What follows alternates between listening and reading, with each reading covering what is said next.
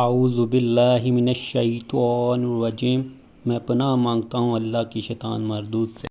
بسم اللہ الرحمن الرحیم، شروع اللہ کے نام سے جو نہایت مہربان رحم کرنے والا ہے۔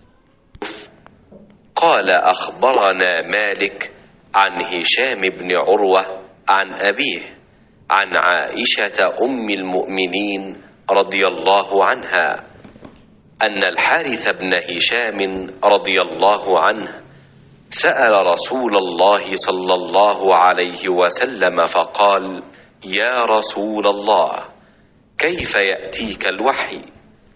فقال رسول الله صلى الله عليه وسلم: أحيانا يأتيني مثل صلصلة الجرس وهو أشده علي فيفصم عني وقد وعيت عنه ما قال، وأحيانا يتمثل لي الملك رجلا فيكلمني فأعي ما يقول.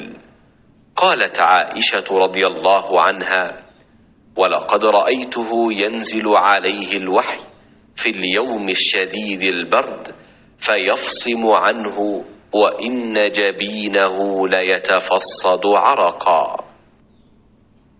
حضور اکرم صلی اللہ علیہ وآلہ وسلم نے فرمایا کہ وحی نازل ہوتے وقت کبھی مجھ کو گھنٹی کی سی آواز محسوس ہوتی ہے، اور وحی کی یہ کیفیت مجھ پر بہت شاق گزرتی ہے۔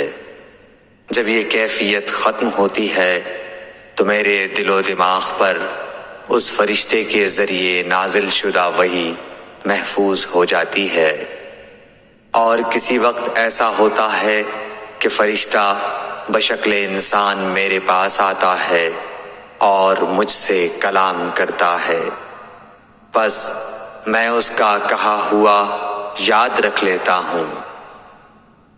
صحیح بخاری حدیث نمبر 2۔